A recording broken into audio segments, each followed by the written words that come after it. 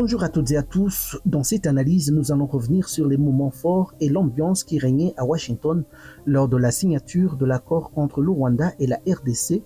Nous allons surtout nous intéresser à la présence très remarquée d'Évariste Ndayishimiye qui s'est littéralement invité dans ces cérémonies diplomatiques où le Burundi n'était pourtant pas au centre du jeu. Avant de plonger dans notre analyse, je vous propose d'abord de suivre son discours, un discours qui en dit long, non pas sur l'état de la région, mais sur les inquiétudes profondes du président burundais face au nouveau paysage géopolitique qui se dessine. Un discours solennel, presque cérémonial, mais derrière les belles formulations, en malaise évident, Ndayishimiye insiste sur le rôle du Burundi dans l'intégration régionale, la CPGL, alors que c'est lui-même qui a fermé la frontière avec le Rwanda et paralysé la même CPGL. C'est avec une immense joie que je m'exprime devant vous pour exprimer ma joie aujourd'hui. Il y a un temps pour toutes choses. Il y a un temps pour détruire et un temps pour construire. Un temps de désespoir et un temps d'espoir. Aujourd'hui, c'est un grand jour. Nous nous réjouissons de la signature de cet accord qui va redonner l'espoir au peuple congolais et au peuple de la sous-région. Je tiens à féliciter toutes les personnes qui se sont impliquées pour arriver à ce grand jour. Nous implorons le bon Dieu de continuer à guider les pas de toute personne de bonne volonté qui va s'impliquer pour la mise en œuvre. S'engager, c'est une chose, mettre en œuvre, c'est autre chose. C'est pour cela que je voudrais interpeller chacun de nous de donner sa contribution pour arriver à la mise en œuvre effective de cet accord. Quant à ce qui nous concerne, sur l'accord sur l'intégration économique et régionale, le Burundi, le Rwanda et la République démocratique du Congo constituent déjà une communauté économique des pays de cette région de Grand Lac. Le Burundi a un grand rôle à jouer pour effectivement implémenter déjà les accords de coopération existants entre les trois États. Nous espérons qu'ensemble, nous pourrons arriver à une paix durable et à la stabilité de la région. Cette signature inattendue de l'accord de paix et de coopération économique entre le Rwanda et la République démocratique du Congo a provoqué une onde de choc à Bujumbura. Pour Évariste Ndayishimiye, l'accord révèle une réalité embarrassante, son isolement diplomatique croissant dans une région qu'il pensait influencer. Cet accord négocié discrètement et finalisé à Washington a pris de court plusieurs acteurs régionaux, mais particulièrement le Burundi, qui s'est posé ces derniers mois en allié stratégique de Kinshasa dans le conflit du Nord et Sud Kivu. Parlons d'Ndayishimiye, le stratège contre-allié. Selon plusieurs sources régionales, Évariste Ndayishimiye n'imaginait pas un rapprochement entre Kagame et Tshisekedi.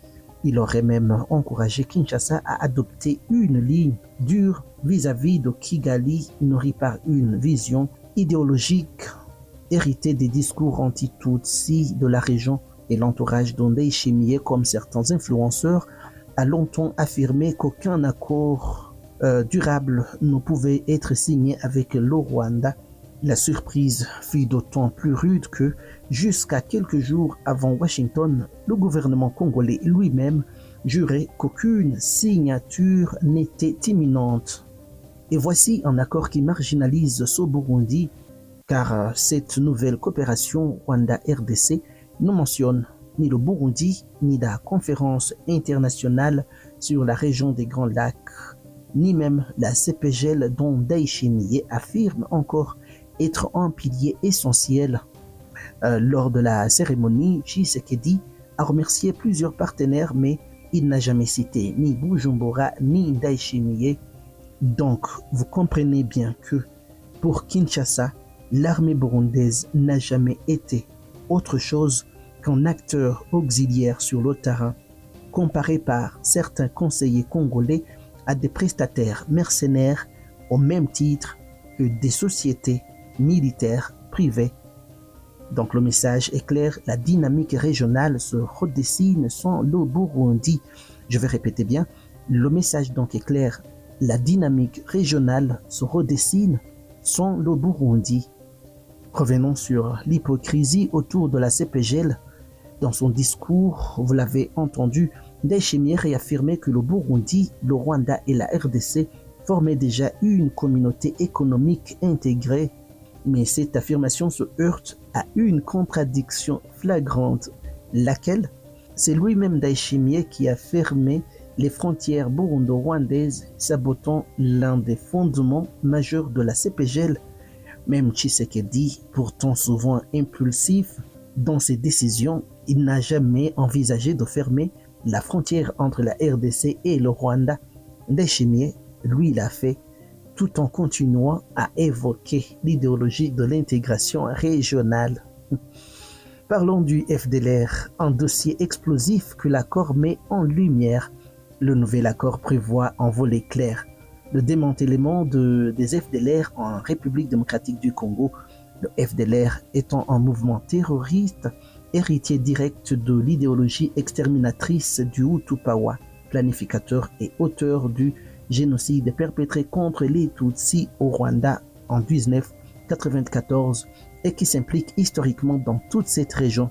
Or, c'est un sujet extrêmement sensible pour Bujumbura. Depuis plusieurs années, des rapports régionaux évoquent une coopération tactique entre le leadership burundais et les FDLR, notamment pour contrebalancer l'influence de Kigali. Cet accord de Washington qui vise précisément à expulser les FDLR de l'Est congolais, met donc le Burundi dans une position embarrassante. Ce sont les partenaires même de Ndayishimiye qui deviennent la cible officielle du processus de paix. Alors, qu'est-ce qui s'est passé? Une tentative désespérée de peser avant la signature. Saisi par la panique diplomatique, Ndayishimiye aurait tenté de s'inviter dans l'accord via son ministre des Affaires étrangères lors de réunion de la conférence internationale sur la région des Grands Lacs. Il a affirmé que l'accord comportait des lacunes et qu'il fallait inclure le Burundi.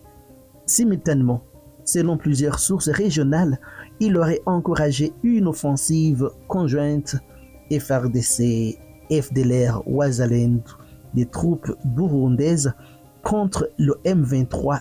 Pourquoi? Espérant obtenir un avantage militaire avant la signature. L'opération s'est soldée par un échec. Aucun territoire n'a changé de camp.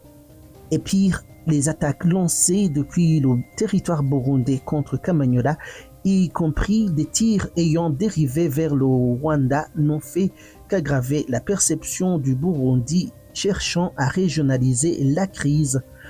Alors aujourd'hui, Évariste Ndayishimiye se retrouve dans une région qui avance sans lui. Le Rwanda et la RDC ont ouvert une nouvelle page.